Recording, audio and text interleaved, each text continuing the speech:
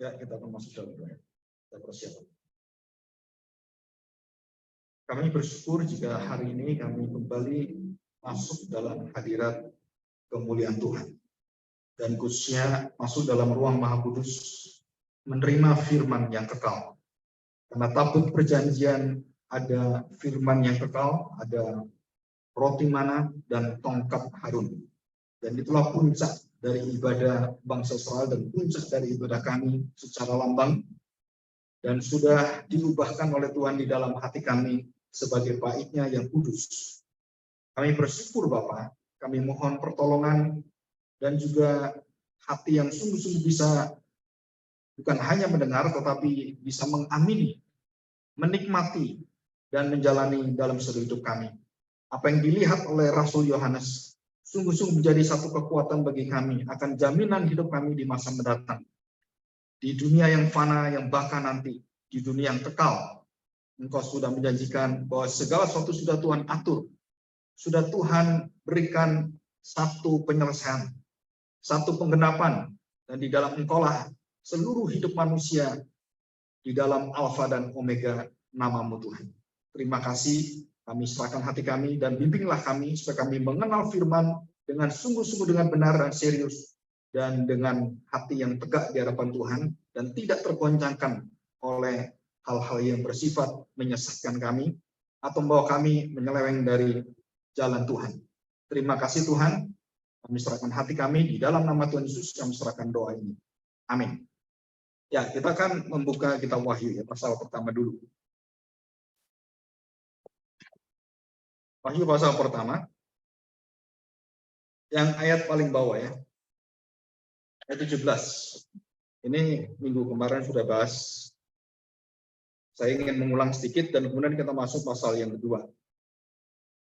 Wahyu pasal pertama ayat 17. Ketika aku melihat dia, tersungkurlah aku di depan kakinya, sama seperti orang yang mati. Tetapi ia meletakkan tangan kanannya di atasku lalu berkata, jangan takut. Nah ini yang pertama kita bahas. Jangan takut. Aku adalah yang awal dan yang akhir. Siapakah Tuhan Yesus? Tuhan Yesus jelaskan sendiri dia itu siapa. Dan yang kedua, yang hidup. Yang awal dan yang akhir dan yang hidup. Terus dikatakan di sini, aku telah mati. Namun lihatlah, aku hidup sampai selama-lamanya. Jadi bukan hanya dia hidup dan mati lagi, tapi dia hidup dan hidup terus dan tidak akan mati selama-lamanya. Dan aku memegang segala kunci maut dan kerajaan maut. Jadi kunci maut dan kerajaan maut. Jadi kunci maut itu berkaitan dengan murka Allah dan kerajaan maut berkaitan dengan penghakiman dan semua ditaklukkan dan dikontrol di bawah kuasa karya Yesus di kayu salib. Dan itu diambil ya. 19, karena itu tuliskanlah kepada jemaat nanti ya. Karena itu tuliskanlah apa yang telah kau lihat, baik yang terjadi sekarang maupun yang akan terjadi sesudah ini. Yang sedang dilihat, yang akan terjadi dan yang sudah terjadi dan semua dalam masa yang sekarang, masa lalu, dan masa mendatang. 20, dan rahasia ketujuh bintang yang telah kau lihat pada tangan kananku dan ketujuh kaki dian emas itu. Ketujuh bintang itu ialah malaikat, ketujuh jemaat, dan ketujuh kaki dian itu adalah ketujuh jemaat. Ya, ini jelas. Jadi malaikat di sini adalah bintang yang dipegang Tuhan Yesus adalah malaikat. Nah, surah angka 7 bukan 7 malaikat dalam arti jumlah, tapi menyatakan kelengkapan malaikat menyertai gereja Tuhan. Jadi bukan ada malaikat satu di Pergamus, ada malaikat satu di Tiatira, ada malaikat satu di Sardis, bukan. Tapi malaikat 7 malaikat artinya bahwa ada penyertaan dari para malaikat itu dan gereja-gereja itu disertai dengan sempurna oleh malaikat. Jadi bukan jumlahnya satu. Angka 7 menunjukkan bukan angka pecahan 1 sampai 7, tapi angka kelengkapan. Jadi kita harus sadar bahwa gereja disertai oleh malaikatnya. Saudara datang ke sini, saudara pulang, saudara tidak pernah sadar, malaikat menyertai engkau. Dan itu dikatakan Tuhan Yesus. Bagaimana cara malaikat menyertai kita? Malaikat melindungi kita semua. Dan jika ada hal-hal yang tidak berkenan, saudara, itu semua adalah ada kegelapan dan hal-hal yang tidak berkenan yang masuk di dalam hidup kita, dan malaikat itu diminta dan diberikan oleh Tuhan untuk menjaga kita. Ya, walaupun tidak terlihat, ya kita akan banyak belajar ini. Di sini dikatakan rahasia ketujuh bintang, yaitu malaikat tadi yang menjagai. Jadi bukan 7 malaikat satu persatu pecahan angka 7, satu personil bukan ya, tapi ini satu kesatuan. 7 adalah malaikat yang sempurna, itu menyertai manusia. Dan kaki Dian kita sudah tahu adalah gereja. Nah, di dalam nanti jemaat Efesus ada kaki Dian itu akan diambil. Jadi gereja sejati itu identitasnya adalah kaki Dian. Kalau gereja gedung, gereja orang-orang datang itu, dan banyak orang matang, ini gereja yang baik, gereja yang bagus, gereja yang khotbahnya bagus, gereja yang nyanyinya bagus, ibadahnya bagus. Saudara, belum tentu. Itu bukan kaki Dian. Kalau kaki Diannya itu diambil oleh Tuhan, artinya gereja Tuhan diambil, saudara, itu bukan gereja lagi. Itu adalah tempat perkumpulan manusia, bukan gereja. Jadi gereja itu adalah kaki Dian yang diambil oleh Tuhan. Jadi artinya apa? Bahwa Tuhan mengambil Lot sekeluarga. Tuhan melindungi orang-orang percaya. Dan Tuhan memberikan pemeliharaannya. Jadi gereja-gereja kaki Dian itu yang ada di Efesus dan semuanya, yang dilindungi oleh Tuhan karena pengajaran salah, karena begitu banyak kerusakan-kerusakan. Kaki Dian ini diambil oleh Tuhan, dilindungi, dan kemudian disendirikan oleh Tuhan. Saudara, barusan ini saya mendengarkan satu penemuan survei yang sangat mengejutkan. Ya, Malen Strobel, kemudian sampai John Piper dan beberapa pertemuan-pertemuan conference gereja-gereja yang berpusat pada Kristus itu, Gospel Coalition, dan juga yang dipimpin oleh Timothy Keller yang di New York itu. Mereka mengadakan pertemuan dan mereka memaparkan kondisi generasi XYZ. Jadi generasi kita seperti anak saya, ini anaknya Pak Musa, Pak Paulus, dan Pak Mosir ya. Itu Gen Z. Gen Z itu artinya apa? Bahwa anak-anak ini sudah berbeda, punya pandangan hidup dan seluruh karya, keinginan, preferensi itu berbeda sekali dengan kita. Dan selalu gereja itu orang tua itu selalu nggak siap. Nggak siap apa? Nggak siap membekali anak-anak yang masuk dalam situasi kondisi zaman yang baru. Karena kita nggak pernah tahu zaman baru itu apa. Dan satu-satunya yang bisa mempersiapkan itu adalah, saudara, firman yang kekal. Nggak ada yang lain. Pengenalan kita akan Kristuslah yang menjadi kekuatan anak-anak kita. Kalau itu tidak ada, dan tidak pernah diajarkan, dan apalagi orang-orang itu tidak pernah masuk di dalam persekutuan bersama orang-orang percaya, keluarga, saudara, itu diteliti. Ini di Amerika ya, Amerika, Eropa, termasuk Korea Selatan dan gereja-gereja yang sangat modern, yang sangat baik. Saudara tahu apa yang terjadi? Gen Z itu yang ada tetap di gereja. Dari persentase 100, itu tinggal cuma 7%. Mengerikan. Dan Gen Y-nya, yang kakaknya, kan saya punya anak Jessica itu kan, nah itu kakaknya, yang tahun 90-80 lahir, ini kan tahun 2000, 20 tahun. 80 sampai 90 itu. Nah 2000 sampai ke atas itu Gen Z. Nah Gen Y-nya ini, saudara, itu sudah nggak bisa lagi memimpin Gen Z-nya. Jadi setiap generasi itu, generasi ini nggak bisa memimpin ini, generasi nggak bisa memimpin ini. Dan generasi X itu, yang kita mungkin tahun-tahun sekitar kan itu tahun 80, 90, 80 gitu ya. Nah kita yang di belakang, yang Gen X, yang baby boomers, yang tahun sekitar 60, 70 lahir, saudara, itu dengan Gen Z, nggak ada kaitannya. Apa yang dipikirkan Gen Z dengan kita pikirkan jauh beda, nggak nyambung. Kita ngomong-ngomong nggak akan nyambung, saudara, kecuali saudara menyambungkan diri. Saudara mau ingin tahu anak apa yang dibicarakan, saudara mau dengarkan dia, mau tahu bagaimana, baru tahu kalau saudara berbicara arah A, anakmu arah B, sampai kapanpun, sampai dunia ini tutup, saudara nggak ketemu. Saudara tahu sekarang, di setiap persimpangan dan di dalam setiap keramaian, disediakan satu ruangan. Ruangan apa itu? Di Eropa, di Amerika sekarang. Ruangan orang stres. Di toko-toko, di mall-mall.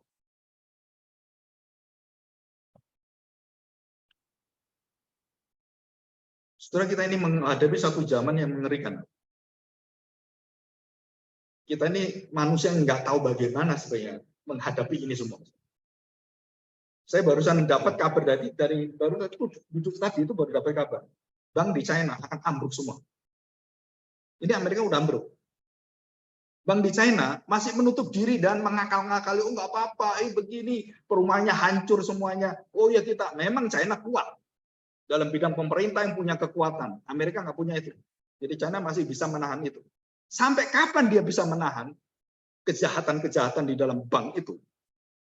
Indonesia sudah mulai terbuka ya. DPR kemarin udah rame dengan Mahfud MD dan semuanya. Tentang apa? Keuangan. Betapa bobroknya.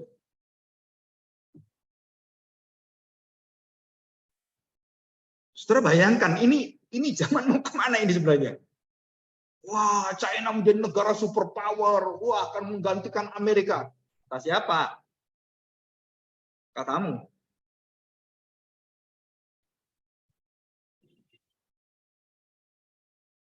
Swiss yang terlindungi hampir 60 tahun. Sekarang goyah.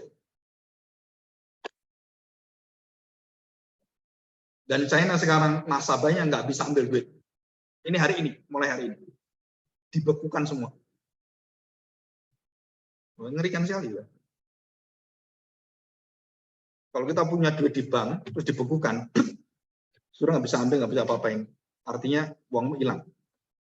Relain aja.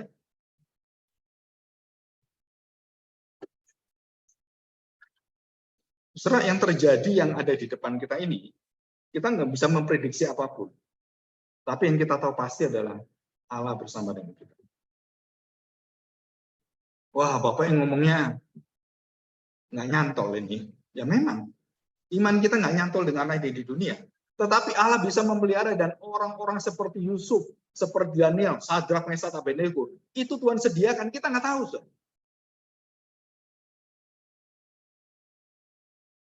Penemu COVID, anak masih berusia cuma berapa 20 tahun lebih. Anak lulusan BPK. Penabur. Katerina Ju. Dan yang dihormati orang Amerika, dihormati waktu ada acara ini penemunya AstraZeneca, wah dia berdiri. Satu bagian kecil penelitian saja. Tapi yang paling berjasa itu Katerina Ju.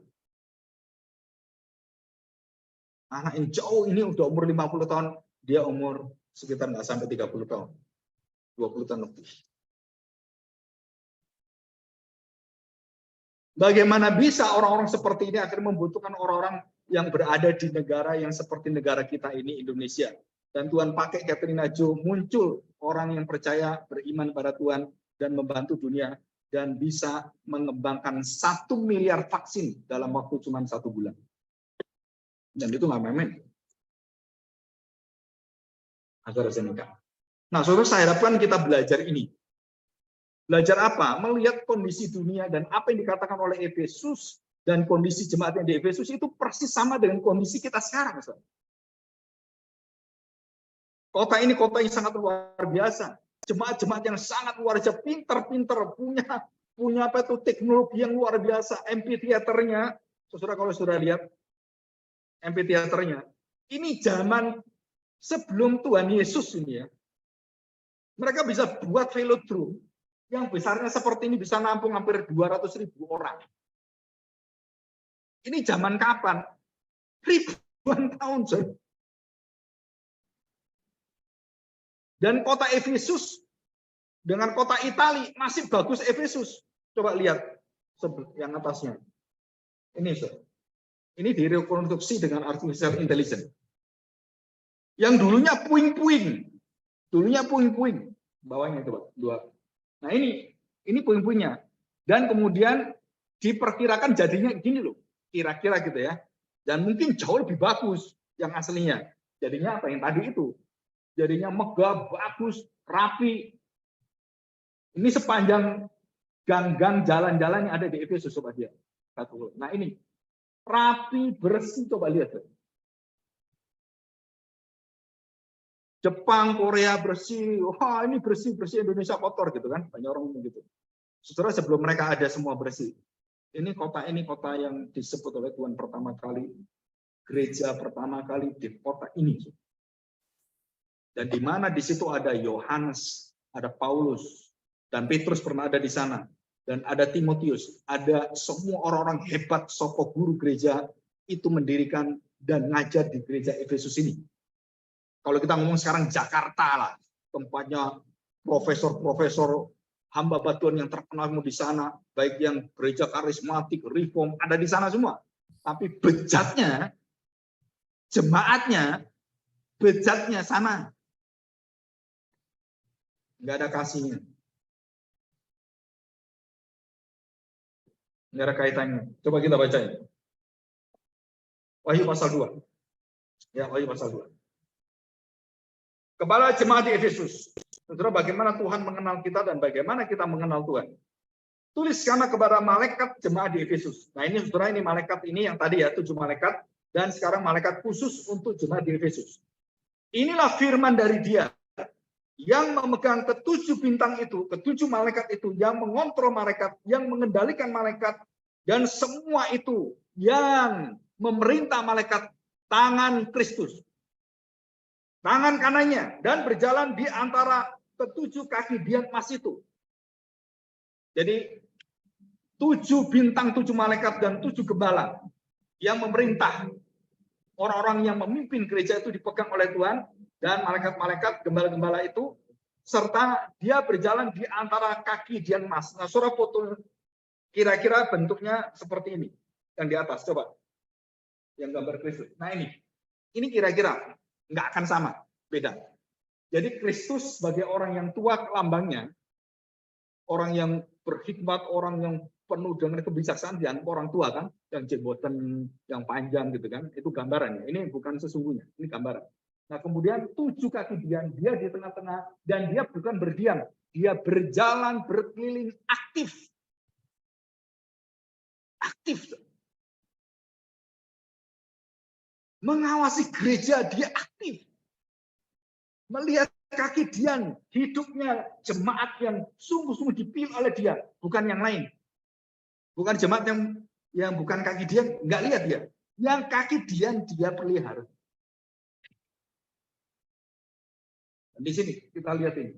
Dan ini pemandangan antara Yohanes ada di bumi dan dia melihat apa yang terjadi dengan suasana surgawi yang tidak terkena batas waktu seperti kita. Dan ini kekekalan. Betul ya? Itu kekekalan. Alamnya beda. Oke, kita lanjutkan. Ya, kita lanjutkan. Kita masuk ke respon itu. Oke. Kita lihat saudara, ayat yang kedua. Aku tahu. Aku tahu. Nah, ini istilah tahu itu ada 2 dalam bahasa Yunani. Nanti saya jelaskan.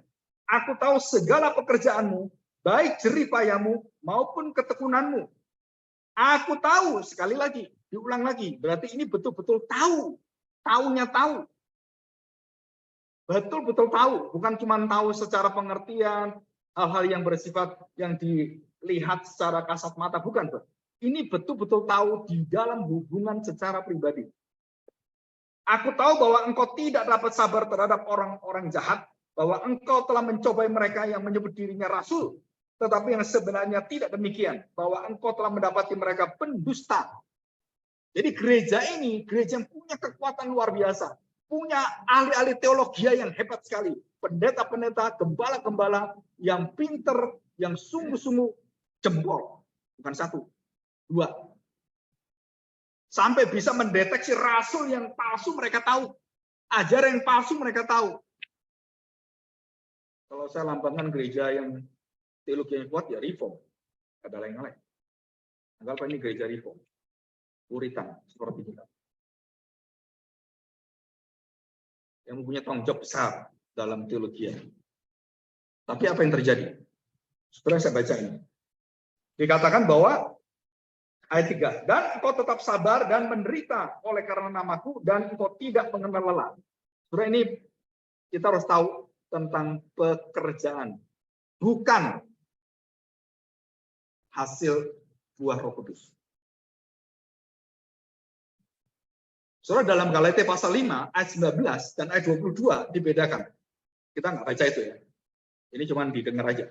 Jadi pekerjaan dikatakan bahwa ergon atau ergo itu ya. Bahwa pekerjaan di dalam daging. Nah, ini pekerjaan. Tapi yang roh adalah buah alamiah, natural.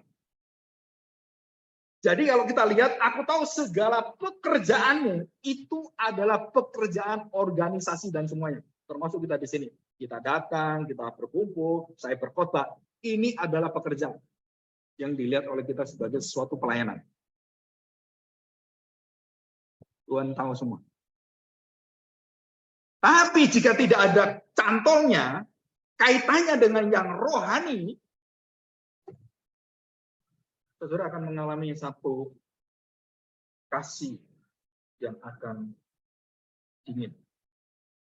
Kasih yang akan hilang.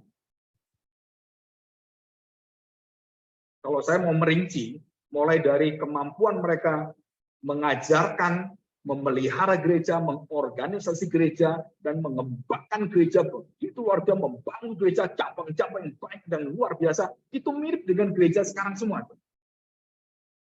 Mirip sekali. Mereka begitu yakin, mereka begitu percaya, dan mereka mengerjakan. Dan mereka tidak mengenal lelah. Wow, KKR, ke kota-kota, terus aja seperti itu.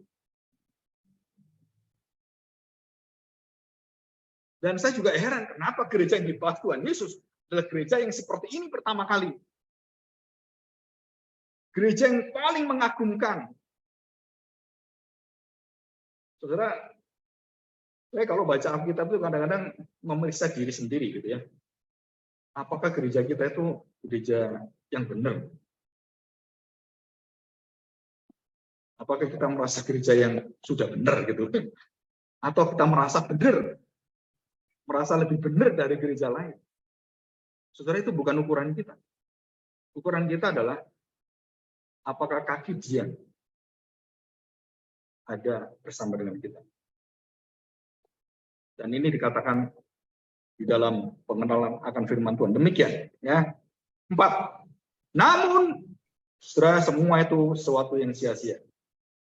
Tidak kenal lelah, berjuang terus-menerus, rajin, dan banyak hal yang kita lakukan secara rohani di dalam organisasi gereja, dalam pelayanan. Seolah-olah, waduh, kamu itu rajin luar biasa. Aduh, kamu dipakai Tuhan luar biasa. Saudara, namun Tuhan katakan apa? Namun, itu artinya apa? Terbalik semua. Saudara, saya tidak menciutkan kita rajin melayani Tuhan. Saya nggak nyiutkan ya. Saya pun berjuang mati-matian untuk apa? Setia akan panggilan visi yang Tuhan berikan, penginjilan, misi, dan pengembalaan, pengajaran. Saya harus setia. Tapi di dalam kesetiaan itu kita harus sadar betul. Kita ini sedang membangun relasi dengan Tuhan. Relasi apa? Relasi bos dan karyawan. Relasi antara orang yang ngerti dan orang nggak ngerti. Orang yang punya uang dan yang tidak punya uang. Relasi antara saya orang tua, kamu anak saya orang tua, kamu anak saya nggak tahu apa-apa, atau relasi pembantu dan majikan. Saudara, ini kita harus tahu ini relasinya apa. Dikatakan oleh Tuhan dengan demikian, namun aku mencela engkau karena engkau telah meninggalkan kasihmu yang mula-mula, yang semula, the first love. Saudara, menurut Alkitab, the first love is the ending love. The ending love is the eternal love. Harusnya gitu. Tapi jemaat ini menerima seperti buka Sprite. Tahu Sprite?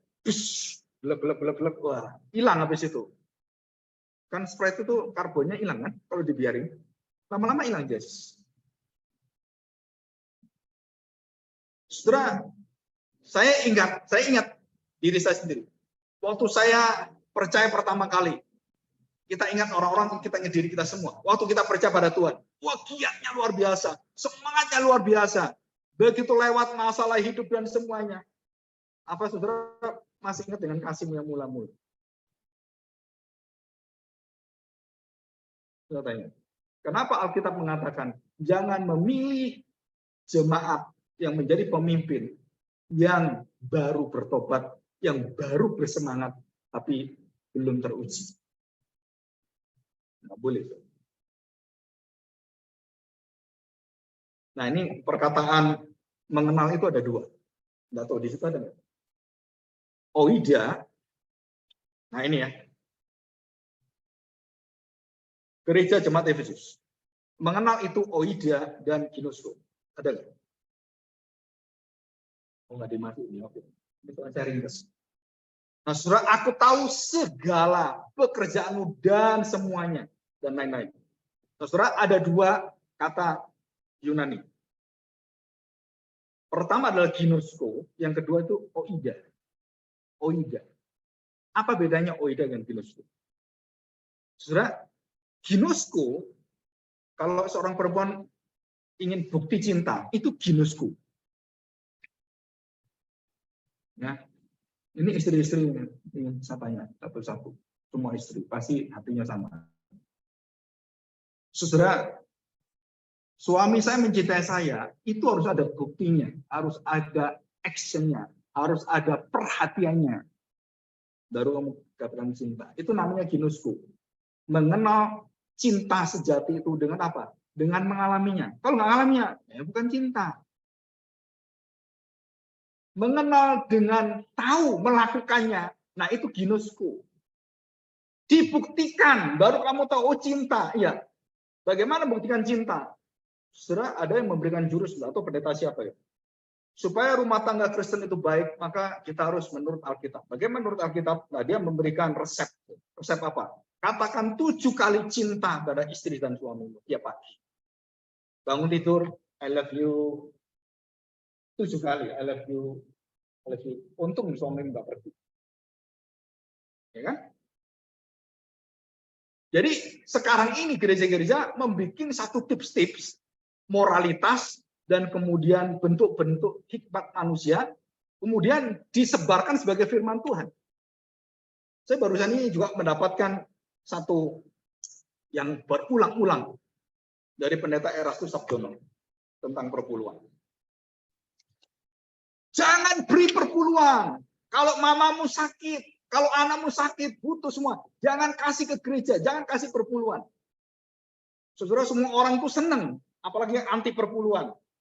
Yang anti apa ya, yang benci dengan pendeta yang kaya dan semuanya. Wah, mereka senang.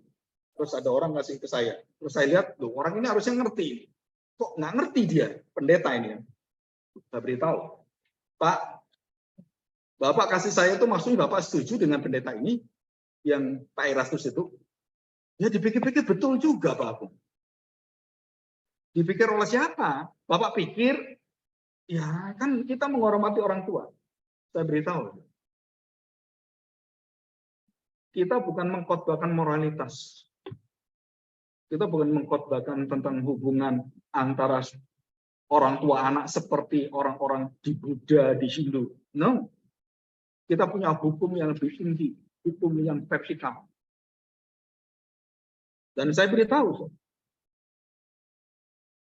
di dalam Alkitab, banyak hal yang nggak bisa diukur secara moralitas. Dan pendeta ini berkhotbah, ukurannya itu moralitas. Hormati papamu, mamamu. Kalau dia lagi sakit, ya jangan kasih perpuluhan. Kalau dia begini, jangan. Nah, saudara, saya tanya, Bapak tahu nggak bangsa Israel?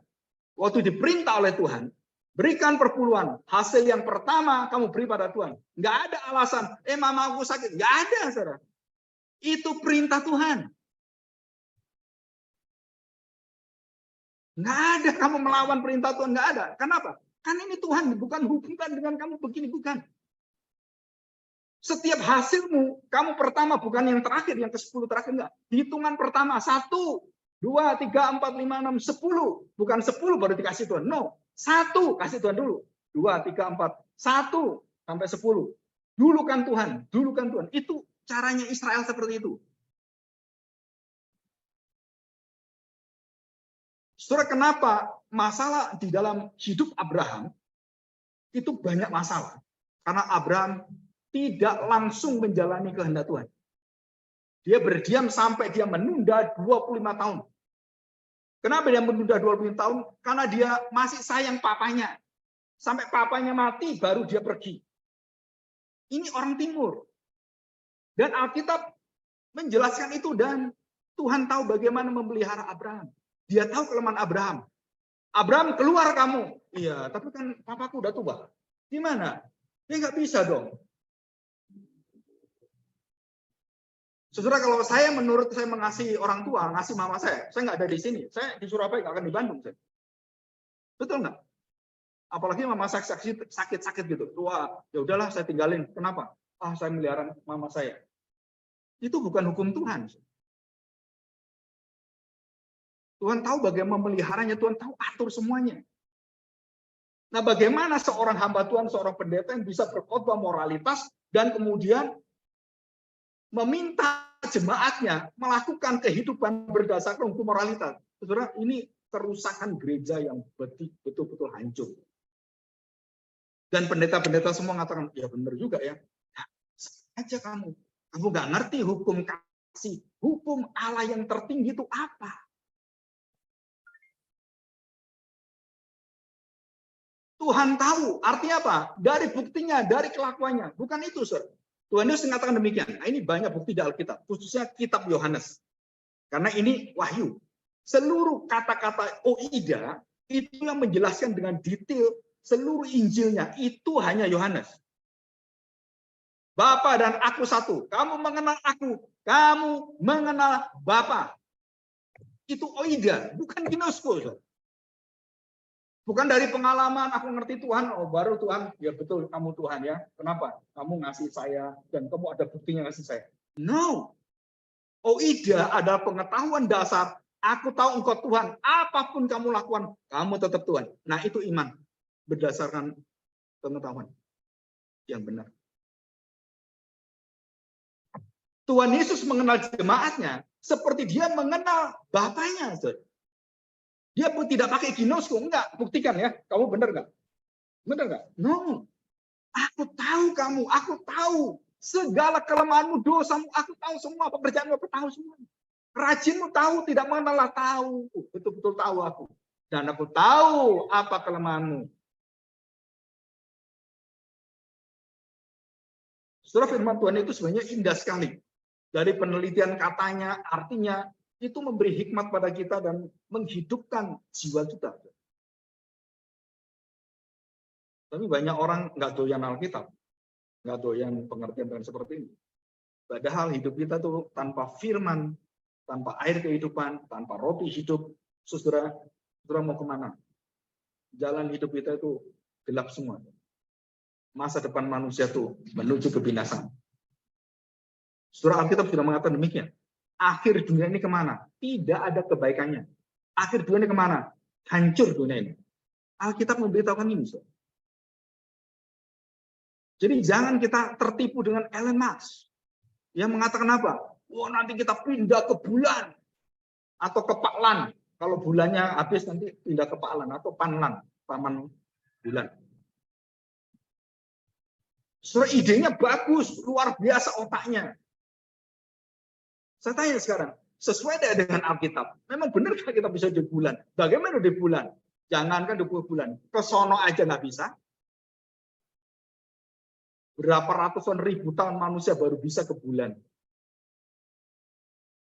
Saudara, mungkin nggak manusia bisa hidup di bulan? Jawabannya mungkin. Berapa lama kamu hidup di bulan? Tanpa air, udara, tanpa kehidupan, dan tanpa yang ada di bumi ini. Tanpa penyertaan Tuhan. Nggak mungkin. Dan orang yang mengatakan itu bangkrut sekarang. Dia mau bangun mau sana. rugi ribuan triliun, habis cuma waktu nggak sampai 2 hari, habis kekayaan.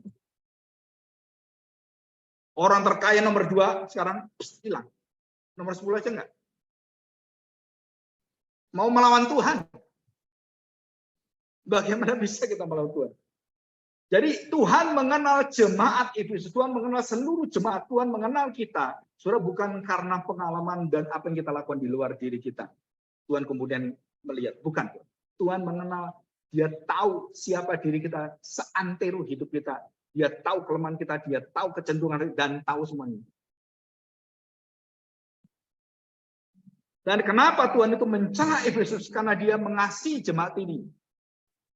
Jadi kalau kita ditegur oleh orang, saudara, khususnya orang yang cinta dengan kita, baik itu orang tua kita, saudara kita, saudara waktu ditegur, saudara jangan pernah sakit hati. Kenapa?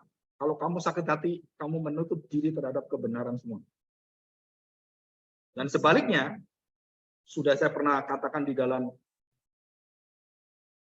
hari Sabtu, ya nggak salah, atau hari Kamis, hari Sabtu yang tentang murka Allah. Saudara, murka Allah itu bukan sifat Allah. Marah itu bukan sifat Allah. Jadi jangan pernah menjadi pemarah. Jangan, saudara. Nggak ada sikap itu. Sifat itu nggak ada. Allah itu mempunyai murka dan marah karena kasihnya, karena kekudusannya. Sifat Allah adalah kudus, kudus, kudus Allah. Nggak ada. Allah itu adalah murka, murka, murka Allah. Nggak ada. Kenapa nggak ada? Karena murka itu ada karena dosa. Bagian dari sifat Allah yang dia menolak dosa adalah dia marah, dia murka, dia menghakimi, dia menghukum, dan membinasakan. Itu karena dosa. Jadi waktu kita di surga, nanti kita di surga, lu kamu kok marah? Nggak bisa. Saudara nggak bisa marah lagi. Karena nggak ada dosa. Karena sifat Allah tidak ada di situ murka.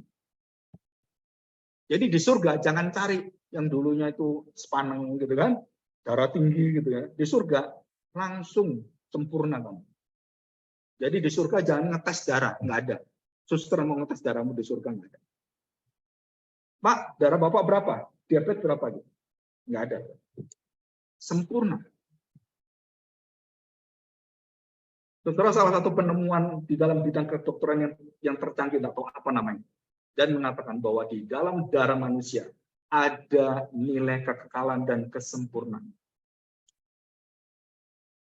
Mereka temukan itu. Kenapa? Karena di dalam darah manusia bisa menghidupkan dengan sel darahnya sendiri. Sel darah kita itu sel yang reproduksi, yang mati hidup terus. Jadi dalam diri kita ini ada kebangkitan yang natural di dalam diri kita, yang waktu kita pilek kita bisa sembuh sendiri. Nah, itu bisa memperbaiki, mengobati diri sendiri.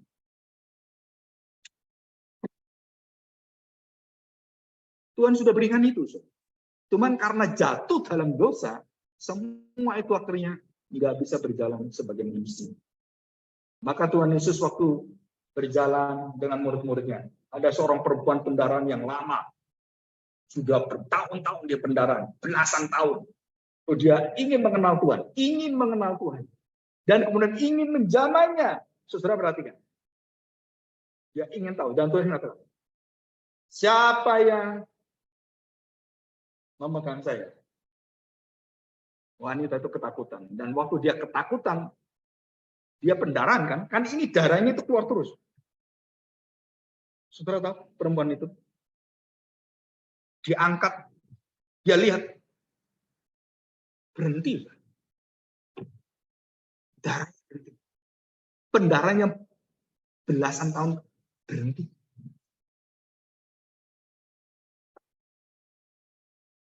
Saudara perhatikan, seluruh penyakit di tangan Tuhan Yesus sempurna semua, sembuh semua. Saya tanya, siapa dia? Pencipta manusia, pencipta darahmu, dan dia tahu bagaimana menyembuhkan kamu. Jadi Tuhan Yesus menyembuhkan kita dengan apa? Dengan kekuatan darahmu. Waktu dia sentuh kuasa Kristus, keilahiannya masuk, langsung sembuh, tutup.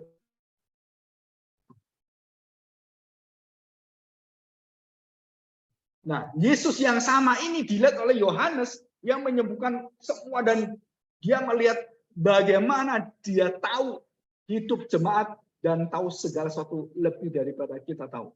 Artinya oida adalah internal pengetahuan yang terdalam, yang paling Tuhan tahu.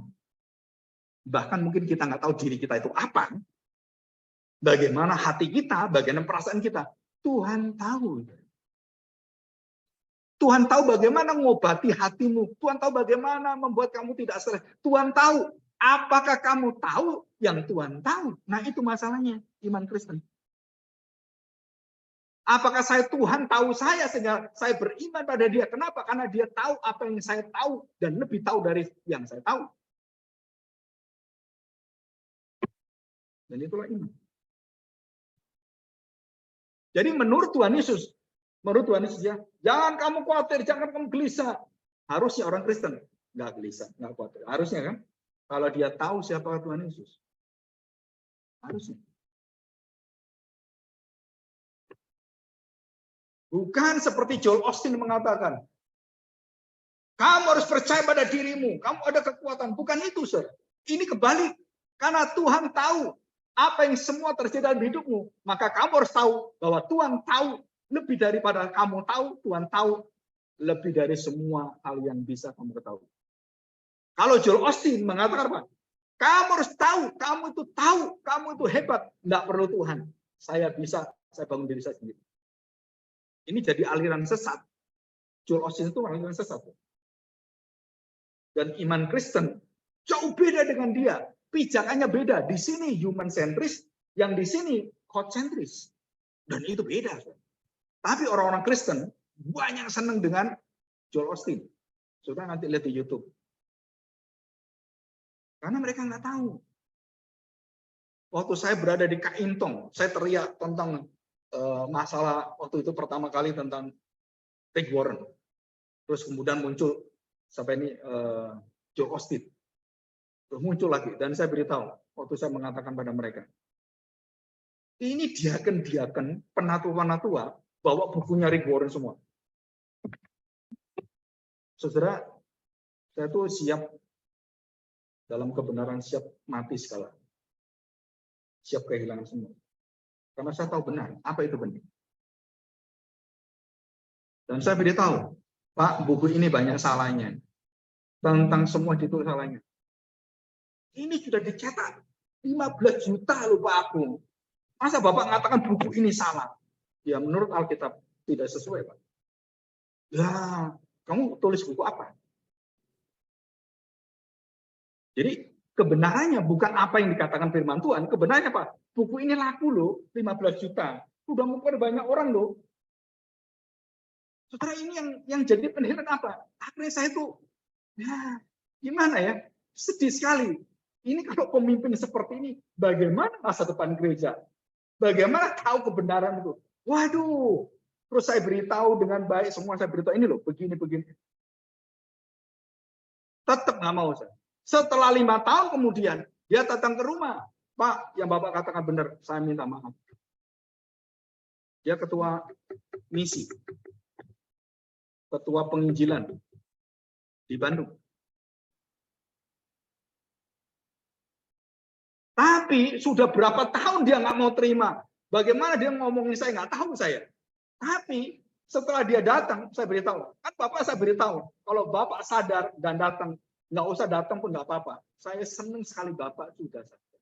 Bapak tahu yang benar. Itu saya senang. Kenapa? Itu bukan perkara saya. Itu kuasa Tuhan. Orang ngerti kebenaran. Bukan karena pintarnya pendeta ngomong. Bukan kok. Itu karena hatinya disentuh oleh Tuhan dan firman itu dihidupkan Roh Kudus dan kamu tahu, oh ya benar, berarti ini salah saya. Wah, itu saya senang sekali. Kenapa? Karena kamu melihat kebenaran, sukacita yang luar biasa.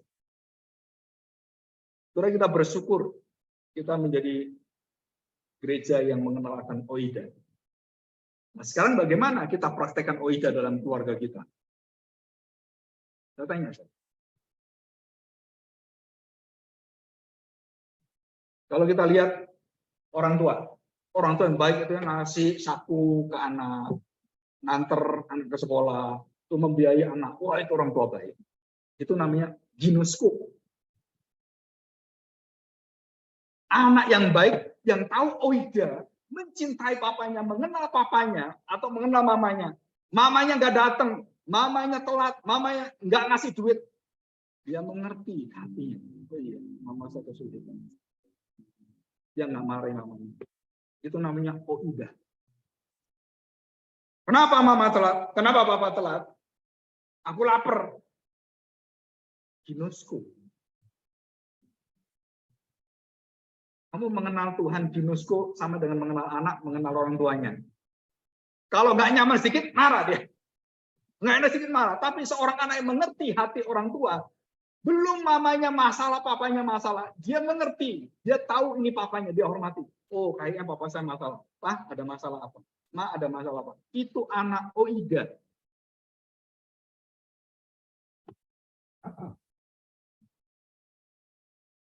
Kemarin saya dikirim foto oleh juru kunci kuburan. Anak saya Jessica itu sampai hari ini banyak yang ke kuburan.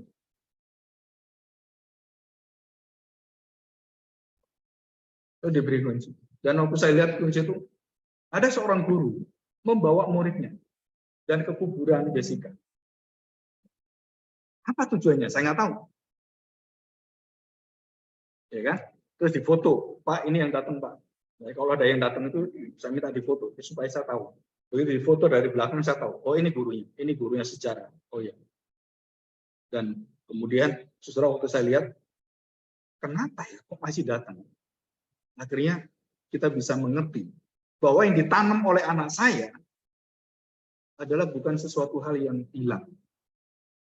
Ada kebenaran-kebenaran ditanam sehingga gurunya datang dan memberitakan, oh ini loh, murid saya. Kamu harus tahu dia orang begini. Pasti dijelaskan apa yang dilakukan. Nggak mungkin, ini loh murid saya paling kurang ajar. Nggak mungkin. Betul kan? Nah kita sebagai orang tua baru sadar, yang kita tanam pada anak kita bukan cuma ginosko, oida. Terus satu pengalaman, nah ini, Pak Kaleb Tong, waktu kita ke Bali, semua hamba Tuhan ke Bali, keluarga Bali. Ya, proyek pertama dari si Cing Cing, kayak di Sukanto di Bali, perumahan, ya di Galeria Bali. Kita jalan.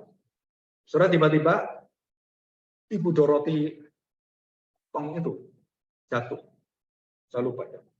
Terus luka. Anak saya Jessica itu nggak diperintah siapapun, dia cari Hansaplas. Sampai Pak Kaleb Tong begitu anak saya datang dan bawa itu, dia panggil saya, sini dong, dan dia beritahu, anak itu harusnya jadi hamba Tuhan. Doain aja Pak, dia milik Tuhan. Itu Pak Kaleb loh, itu masih kecil, nggak tahu umur berapa tuh dia, 5 tahun udah.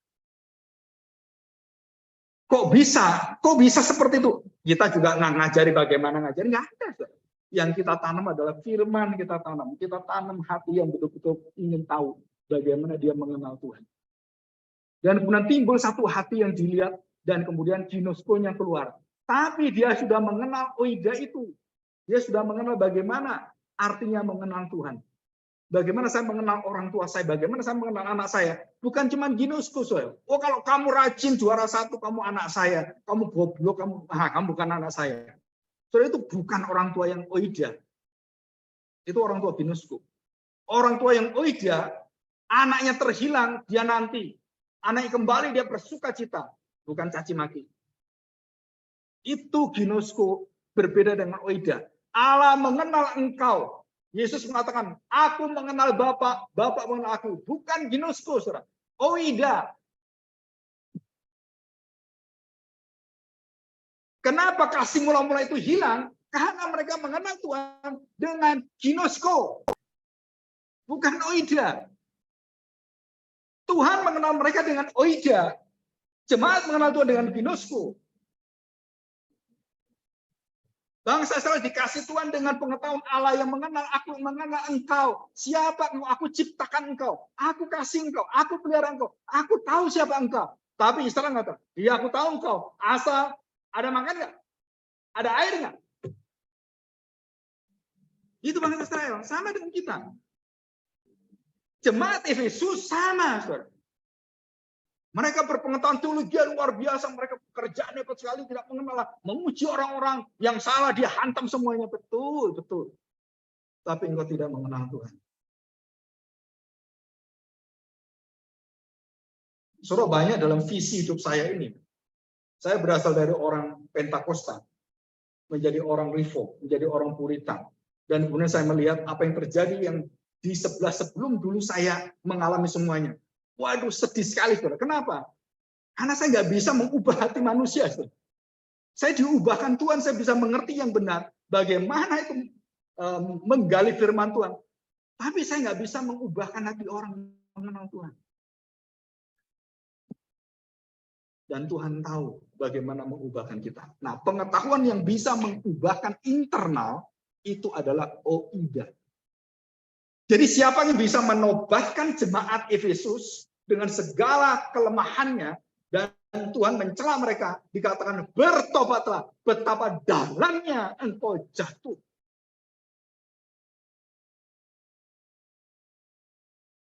Saudara, kenapa keluarga itu hancur? Suami istri. Karena kasih mula-mula sudah nggak ada. Akhirnya kita mengenal dengan cinta ginosco. Mana buktinya kamu cinta saya? Kamu nggak perhatian saya. Kenapa kamu? Semua akhirnya di situ. Janji setia pernikahan, apapun kondisinya, susah, senang, bahkan maut yang memisahkan kita. Gitu kan? Tapi kenyataannya, nggak senang sedikit, udah marah-marah. Bagaimana oida itu? Oida adalah pengetahuan yang mendasari segala sesuatu berdasarkan apa? Berdasarkan saya yang aktif mengasihi kamu dulu. Saya kita mengenal kamu dulu. Nah itu oida. Kalau ginosco, kamu kenal saya, kamu tahu saya. Nah ini ginosco. Tapi Tuhan mengenal kita, dia aktif mengenal kita, saudara. Dia tahu apa yang ada dalam seluk-beluk hati kita, tujuan kemana hati kita, kecenderungan kemana hati kita. Dia tahu dan bagaimana dia menyembuhkan kamu. Jemaat Efesus dikatakan oleh Tuhan Yesus, bertobatlah. Jadi Tuhan yang kasih hatinya, Tuhan yang kasih bagaimana menyembuhkannya. Berbaliklah, dan aku akan terima engkau. Dan kalau kamu tidak berbalik, kaki Dian aku ambil. Artinya apa? Orang-orang yang percaya dengan aku ambil. Gereja Tuhan hancurkan, dia ambil kaki Dian. Tuhan melindungi orang-orang benar. Dan kita bersyukur kita bisa mengenal ini. Jadi kalau kita tanya sekarang, bagaimana saya bisa mengetes orang itu mencintai Tuhan atau tidak? Bukan dari kerajinannya, bukan dari orang-orang yang betul-betul melihat orang tidak benar itu, wah dia kemudian bisa meneliti dengan baik. Bukan, saudara. Orang yang mengenal Allah, orang yang mengenal waktu orang dalam kesalahan, dia tahu bagaimana mengobatinya. Orang dalam kesesatan, bagaimana dia membukakan kesesatannya. Nah, itu oida. Saya melihat gereja-gereja yang punya kemampuan teologi yang tinggi, tidak punya hati untuk apa? Menerima orang-orang dalam kelemahan. Padahal dulu kamu sana, kamu nggak ngerti apa-apa. Kita pernah jadi anak, anak nggak pernah jadi orang tua. Jadi siapa yang harus ngalah? Jawab. Ayo. Saya beritahu ya, anak nggak pernah jadi orang tua. Orang tua pernah jadi anak. Jadi kamu pernah merasakan jadi anak, bagaimana nakalnya seorang anak. Dan kamu harus tahu, kalau anakmu seperti kamu tahu bagaimana mengarahkannya. Karena kamu pernah di sana. Jadi jangan berharap anak itu ngalah. Nggak ada. Di dalam kamus psikologi, tidak ada anak ngalah. Yang ada adalah orang tua ngalah. Nggak ada jalan lain. Di Alkitab nggak ada anak yang seperti itu. Papanya ngalah, tungguin. Mana anak saya balik-balik? Tiap hari dia tungguin. Begitu muncul anaknya, papanya. Tapi anak, waktu main mamanya nongol. Nongol lagi, ganggu mah, minggir. Gitu nggak? Ayo, anak-anak saya tanya. Betul kan? Terusik kan? Kenapa kita terusik? Itu kita mengenalnya dengan ginosko. Tapi kalau kamu mengenal, oh ya kenapa papa saya? Oh baik ya papa saya. Oh baiknya mama saya. Kenapa ya? Ngawasi saya loh. Harusnya kan gitu. Tapi kita nggak nyaman. Ya kita sama-sama mengenal Tuhan dengan baik. Ya kita berdoa pada Tuhan. Tuhan tahu siapa kita. Tuhan tahu gerejanya. Tuhan tahu hati kita. Dan dia tahu bagaimana menyembuhkan kita. Dengan satu syarat, ayo berbalik, datang pada Tuhan. Mari kita berdoa. Bapa yang baik, kami bersyukur di hadapan-Mu hari ini. Begitu banyak perkara kehidupan kami yang seringkali kami tidak tahu mau memilih, mau ke kiri atau ke kanan. Bahkan masa depan kami pun kami tidak jelas. Tapi kami tahu Tuhan, bahwa masa depan setiap hati manusia di tangan Tuhan. Jika kami melihat Engkau, kami bersandar pada Tuhan, kekuatan Tuhan yang terus menjadi sandaran hidup kami yang paling utama. Di dalam segala kelemahan kami, Tuhan tuntun kami dan kuasa Roh-Mu, firman yang kami dengar, akan memelihara kami, melindungi kami, dan akan menyucikan kami, menguduskan kami, sehingga kami berjalan kembali bersama dengan Tuhan. Dan pada saat kami berada bersama dengan jalan Tuhan, bersama dengan Engkau, dengan hadirat-Mu, ada sukacita yang luar biasa. Ada satu hati yang bisa mengampuni. Ada satu hati yang bisa memohon kepada orang-orang yang kami lukai hatinya. Kami memohon maaf, memohon ampun. Karena di situ Tuhan, Engkaulah yang memberikan hati yang lembut kepada kami. Sehingga kasih Allah itu tidak terkalahkan dalam hidup kami. Dalam keluarga kami sebagai orang-orang Kristen. Keluarga yang mencintai Engkau.